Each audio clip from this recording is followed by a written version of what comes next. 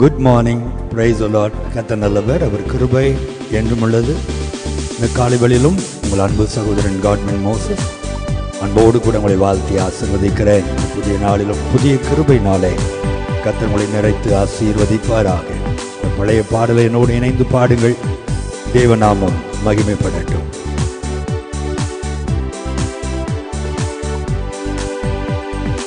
எனக்காய் ஜீவன் விட்டவரே, என்னோடிருக்க எழுந்தவரே. எனக்காய் ஜீவன் விட்டவரே, என்னோடிருக்க எழுந்தவரே.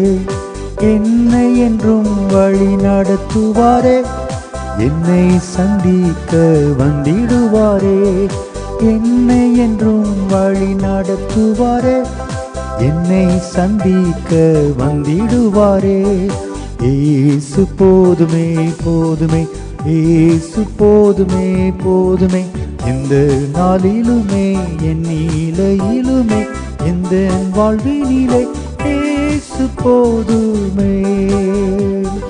மனிதர் என்னை கைவிட்டாலும், மாமிசம் அழுகி நாரிட்டாலும், மனிதர் என்னை கைவிட்டாலும், மாமிசம் அழுகி நாரிட்டாலும், ஐஸ்வர்யம் யாவும் அழிந்திட்டாலும், ஆகாதவன் என்று தள்ளிவிட்டாலும், ஐஸ்வர்யம் யாவும் அழிந்திட்டாலும், ஆகாதவன் என்று தள்ளிவிட்டாலும், ஏசு போதுமே போதுமே, ஏசு போதுமே போதுமே. எந்த நாளிலுமே என் நிலையிலுமே, எந்த வாழ்வினிலே ஏசு போதுமே.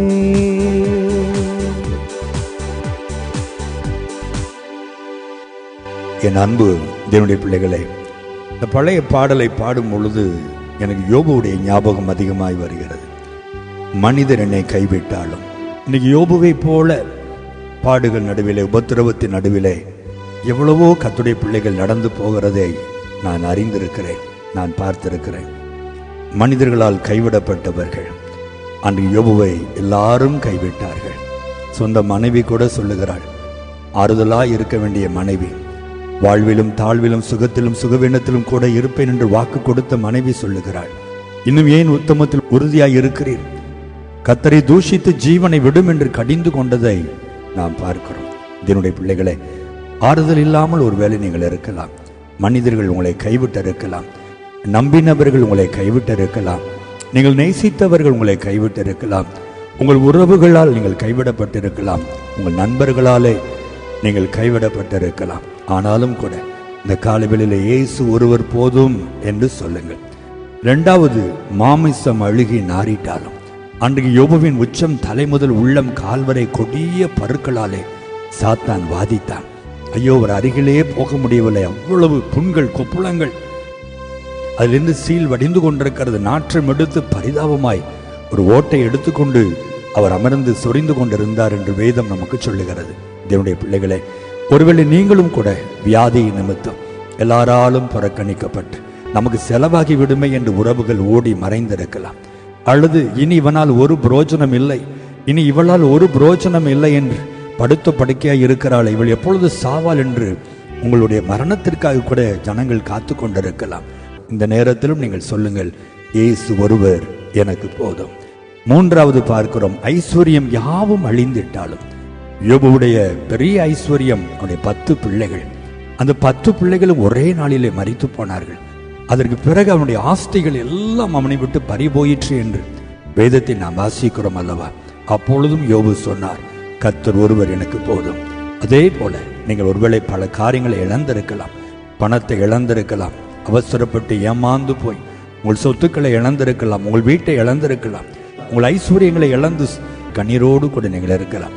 தேவ பிள்ளைகளே, யோபுவை போல சொல்லுங்கள், கர்த்தர் கொடுத்தார், கர்த்தர் எடுத்தார், கர்த்தருடைய நாமத்திற்கு ஸ்தோத்திரம் என்று சொல்லி இந்த சூழ்நிலையிலும் கர்த்தரை துதிக்க கற்றுக்கொள்ளுங்கள். கடைசியா நம்ம பார்க்கிறோம், ஆகாதவன் என்று தள்ளிவிட்டாலும் யோபுவை எல்லாரும் புறக்கணித்தார்கள். நண்பர்கள், ஆறுதல் சொல்ல வந்தவர்கள் கூட குற்றம் சுமத்த ஆரம்பித்தார்கள். உறவுகள் எல்லாரும் அவனை தனிமையில விட்டுவிட்டு ஓடி போனார்கள். ஆகாதவன் என்று இன்றைக்கு நீங்களும் கூட ஏதோ ஒரு காரியத்தினாலே, உங்கள் உறவுகளால், உங்கள் நண்பர்களால், சமுதாயத்தினாலே, உங்கள் திருச்சபையினாலே ஆகாதவன் ஆகாதவள் என்று நீங்கள் புறக்கணிக்கப்பட்டிருக்கலாம். இந்த சூழ்நிலையிலும் நீங்கள் சொல்லுங்கள், இயேசு ஒருவர் எனக்கு போதும். ஆம் பிரியமானவர்களே, இயேசு ஒருவர் தான் நம்மோடு கூட எப்பொழுதும் இருக்கிறவர். நம்மை ஆகாதவன் என்று தள்ளிவிடாதவர் இயேசு ஒருவரே. உங்கள் மாமிசம் அழுகி நாறினாலும் உங்களை குணமாக்கி சுகமாக்கி ஆசீர்வாதப்படுத்த போகிறவர் கர்த்தர் ஒருவரே. எல்லாவற்றையும் நீங்கள் இழந்து போய் நின்றாலும் இழந்த எல்லாவற்றையும் 2 மடங்கு கொடுத்து யோபுவை போல உங்களை ஆசீர்வதிக்க போகிறவர் கர்த்தர் ஒருவரே. கர்த்தரை இறுக பற்றி கொள்ளுங்கள். எந்த மனிதரையும் நம்பி வாழாதிருங்கள். எல்லாரும் மாயை என்று வேதம் நமக்கு சொல்லுகிறது. ஆனால் கர்த்தரோ மாறாதவர். அவர் அன்பு ஒரு நாளும் மாறாது. நீங்கள் வாழ்ந்திருந்தாலும் அவர் உங்களை நேசிக்கிறவர், நீங்கள் தாழ்ந்திருந்தாலும் அவர் உங்களை தூக்கி சுமக்கிறவர் என்பதை மறந்து போகாதிருங்கள். ஆகவே எப்பொழுதும் உங்கள் நாவிலே இயேசு ஒருவர் போதும் என்று சொல்லிக்கொண்டே இருங்கள். கர்த்தர் உங்களுக்காக யாவையும் செய்து முடிப்பதை காண்பீர்கள். ஜெபிப்போமா?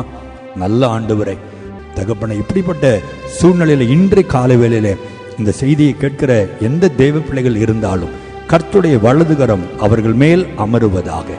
கர்த்தர் அவர்களை பலப்படுத்துவீராக. யோபுவின் தேவன் எங்களுக்கும் தேவனாய் இருப்பதற்காக ஸ்தோத்திரம்.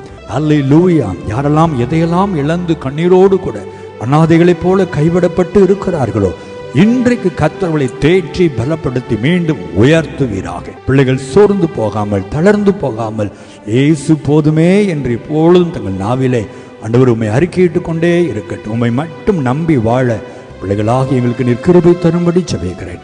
நீர் அப்படி செய்கிற அன்புக்காக உமக்கு நன்றி. இந்த நாளிலும் திருமண நாளை, பிறந்த நாளை காண்கிற பிள்ளைகளை ஆசீர்வதிங்க.